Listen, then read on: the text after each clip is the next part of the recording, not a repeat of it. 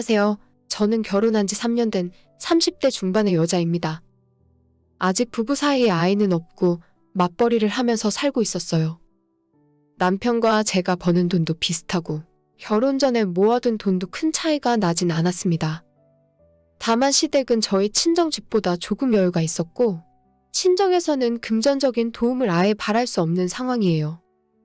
결혼할 때 남편 쪽에서 조금 보태준다고 했었는데 제가 나서서 거절했습니다. 저희 집에서 돈 한 푼 보태줄 수 없는데 일방적으로 시댁 도움만 받는 것도 염치 없는 일이고 주변에 먼저 결혼한 친구들 이야기 들어봐도 시댁 도움받고 시작한 친구들은 시어머니한테 쩔쩔매고 하고 싶은 말 못하고 살더라고요. 차라리 제 집 없이 전세를 살더라도 남편과 제가 가진 돈으로만 집을 구해서 결혼 생활 시작하는 것이 낫다는 생각이었죠. 그렇게 결혼 생활을 시작하고 지금은 3년이 조금 넘게 지났어요. 전세로 시작해서 작년에 계약 연장을 한번 하는 것까진 좋았는데 내년에는 집주인이 들어와 살겠다고 해서 꼼짝없이 집을 비워줘야 할 판입니다. 처음 이 집에 전세로 들어올 때 4억이 조금 안 되는 집이었고 전세도 2억 8천 정도에 들어왔어요. 작년에 재계약할 때 전세금 1,000만 원 올려줬는데 그때부터 지금까지 집값이 엄청나게 올랐습니다. 이제는 5억도 훌쩍 넘고 거의 6억 가까이 하더라고요. 안 그래도 올 초 구정을 얼마 안 남겨뒀을 때 집주인이 제게 전화해서 혹시 이 집을 매입할 생각이 없냐고 하길래 저희가 가진 돈도 부족해서 그럴 생각 없다고 대답했습니다. 시세보다 1,000만 원 정도 싸게 준다고 해서 이 기회가 아니면 언제 또 집을 살 수 있을까 싶어 은행에도 물어보긴 했는데 역시 큰돈 대출받는 것이 쉬운 일은 아니었어요. 결혼 생활 3년 동안 모아놓은 돈이 좀 있긴 하지만 그 사이에 집값 전세값도 많이 올라서 남편과 제가 가진 돈으로는 내년에 또 전세 정도밖엔 못 살겠더라고요.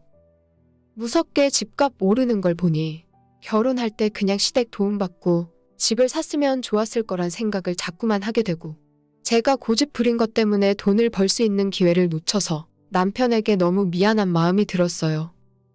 남편은 남편 나름대로 저 때문에 집을 못 산 거라서 불만이 상당했습니다. 저녁 먹고 TV 뉴스를 보다가 부동산 가격이 폭등했다는 뉴스만 나와도 그때 그냥 우리 부모님 돈 받아서 이 집을 샀어야 했어 라는 말을 자주 하는데 그때마다 미안한 마음도 들고 남편이 하도 그런 말을 하니까 이젠 기분이 점점 나빠지더라고요. 좋은 이야기도 한두 번이지 그만 좀 하라고 화를 내다가 결국 남편과 말다툼하는 날이 점점 많아졌습니다. 그런 와중에 이번 설날에 시댁에서 차례를 지내고 시간을 보내다가 시어머님이 더 미루지 말고 집을 사는 것이 어떻겠냐고 하시더라고요. 어차피 언젠간 너희들도 집을 사야 하는데 괜히 고집 부리지 말고 오래 사버려라. 집값 더 올라버리면 우리가 도와주고 싶어도 못 도와줘? 사실 생각해보면 어머님 말씀이 맞았어요. 남편과 제 연봉 오르는 속도보다 우리가 돈 모으는 속도보다 집값이 올라버리는 속도가 훨씬 빠르더라고요. 분명히 우리가 적은 연봉도 아니고 맞벌이 하면서 돈도 많이 모으고 있다 생각했는데 이대로 가다간 우린 영원히 집도 못 사고 평생 남의 집에서 새들어 살면서 집주인이 비워달라 하면 이사 다니며 살아야 할 것 같았습니다. 아이 낳고 키울 때도 전세보다는 우리 집이 있어야 안정적이니까 진짜로 집을 사야 하나 고민이 되더라고요. 사실 조금 무리를 해서 은행 대출을 집값의 반 정도 받으면 못 살 것도 없었는데 은행에 물어봤을 때 매달 대출 이자와 원금을 200만 원 가까이 갚아야 한다길래 그건 너무 부담스러워서 포기했습니다. 돈을 좀 더 모아서 대출을 적게 받을 수 있을 때 집을 사려 했는데 그날 시어머니가 선뜻 돈을 빌려주신다고 해서 마음이 흔들리더라고요. 하지만 한두 푼도 아니고 3억 가까운 돈을 빌려야 하는데 아무리 시댁에 돈이 많더라도 좋다고 덥석받기엔 염치가 없는 상황이었죠. 아니에요, 어머님. 저희도 돈 좀 더 모아서 은행 대출 받으면 돼요. 라고 이야기했는데 시어머니는 이자도 비싼데 왜 은행에서 대출 받으려고 하냐며 자기가 너네 결혼할 때 아무것도 못 해줬는데 이제는 뭐라도 해줘야 마음이 편하시겠대요.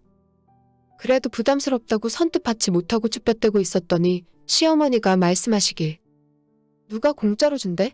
나 죽기 전까지 매달 100만 원씩 갚으련. 내가 이자 내라는 소리는 안 할 테니까 그냥 시부모 용돈 준다 생각하고 100만 원씩 줘. 은행에서 대출 받으면 거의 200만 원 가까이 갚아야 하는데 이자 없이 매달 100만 원만 시댁에 보내면 된다고 하니 솔직히 마음이 흔들렸죠. 공짜로 받는 것도 아니니까 시부모한테 휘둘릴 일도 없고 매달 정당하게 돈을 갚아 나가면 되니까 마음의 빚도 없어서 좋았습니다.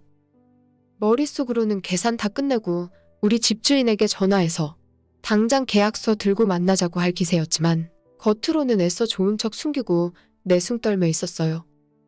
시부모님에게는 집이 한두 푼 하는 것도 아니니까 좀 더 남편이랑 생각해보고 결정하겠다고 해놓고 설 연휴 지나 집으로 돌아왔는데 우리 집이 생긴다는 생각에 저는 기분이 좋았지만 남편 표정은 시큰둥한 것 같았어요. 먼저 아무런 이야기가 없길래 제가 남편에게 어머님한테 돈 받을 거야? 라고 물어봤어요. 남편은 오히려 제게 어떻게 하고 싶냐 되물어보더라고요. 저는 당연히 안 받으면 바보 아니냐고 이자도 안 내도 되는데 이번 기회가 아니면 우리가 어떻게 집을 살 수 있겠냐고 했습니다. 남편은 한숨을 크게 한번 쉬더니 그러게 애초에 결혼하기 전에 자기 부모님이 지원해 주신다고 할 때 받았으면 1억 정도 받았으면 되는데 내가 고집 부리는 바람에 3억 가까이 받아야 한다고. 저 때문에 자기 부모님에게 큰 부담 드리는 것이 내키지 않는다 하더라고요. 물론 제가 잘못한 것은 맞지만 이런 상황에까지 그 이야기를 꼭 해야 합니까? 남편에게 그 이야기는 안 했으면 좋겠다고 누구는 집값이 이렇게 오를 줄 알았냐고 했죠. 그래도 당장 내년에 이사 가야 할 판인데 집주인이 싸게 준다고 할 때 이제라도 사는 것이 좋잖아요. 내 잘못은 인정하고 남편에게 사과했고 그래도 이번 기회를 놓치면 안 되니까 어머님이 해주신다고 할 때 도움받자고 했습니다.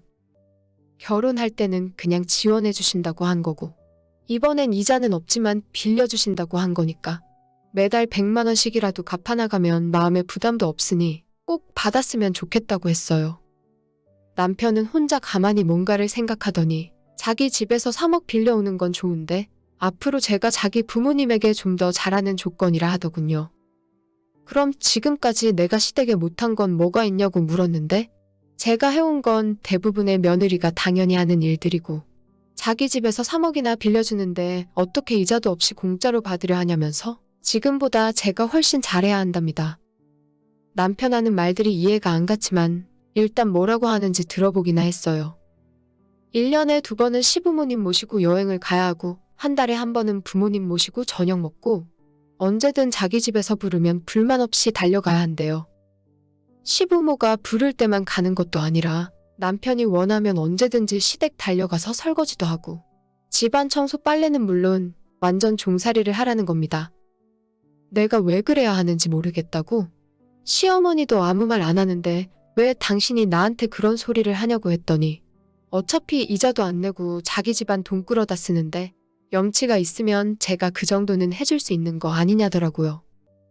싫으면 그냥 집을 사질 말던지 은행에서 3억 대출 받던지 그것도 저것도 싫으면 저보고 친정 부모님한테 1억 5천만 원 받아오랍니다. 자기가 어려운 이야기하는 거 절대 아니라면서 예전에는 며느리면 당연히 해야 하는 일이라네요. 이제는 시대가 바뀌어서 그런 건 안 해도 된다지만 자기 집에서 큰돈 해주는 만큼 당신이 그에 따른 보답을 하라는 건데 그게 그렇게 어렵고 싫은 일이냐고 하네요. 자기는 전세 살아도 아무 상관없고 돈 없으면 지금 사는 집보다 더 좁고 낡은 집 들어가서 살아도 아무 상관없는데 집 사고 싶은 건 저니까 자기 엄마 돈 필요하면 엄마한테 잘해야 한답니다. 누가 들으면 지금까지 제가 시댁과 담쌓고 사는 싸가지 없는 며느리인 줄 알겠어요. 저 시집 올 때 도움받는 거 싫어서 한 푼 지원 없이 결혼 생활 시작했지만 지금까지 결코 시댁에 소홀하게 대하진 않았습니다.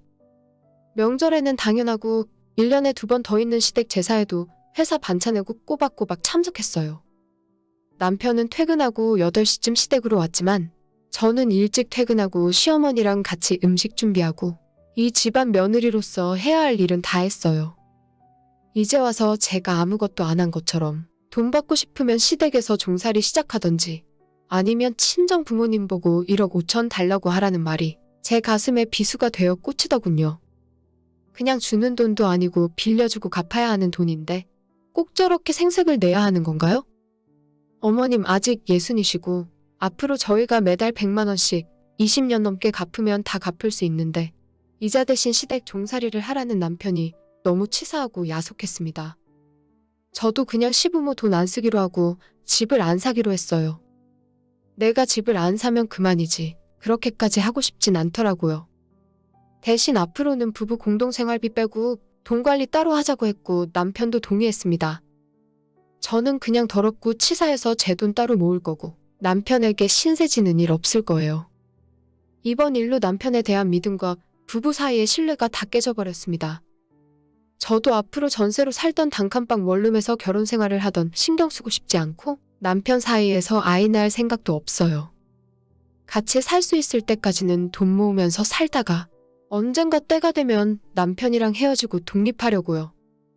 저를 돈 때문에 우습게 여기고 자기 집 가사도우미로 생각하는 남편과 어떻게 사랑하는 마음으로 살 수 있겠습니까? 대신 앞으로는 시댁 집안 제사 때도 안 갈 거고 명절에도 우리 친정집 갈 거예요. 먼저 돈 이야기 꺼냈고 돈 없으면 몸으로 때우라는 남편이었으니까 나도 돈 안 주면 앞으로 너네 집 가서 일 안 한다고 할 겁니다. 딱 서로가 각자 집에서 해준 만큼만 하면서 살면 참 즐거운 결혼 생활 되겠네요. 오늘의 제 이야기는 여기까지입니다. 끝까지 들어주셔서 정말 감사드려요. 다들 행복하시고 좋은 하루 보내시길 바랍니다.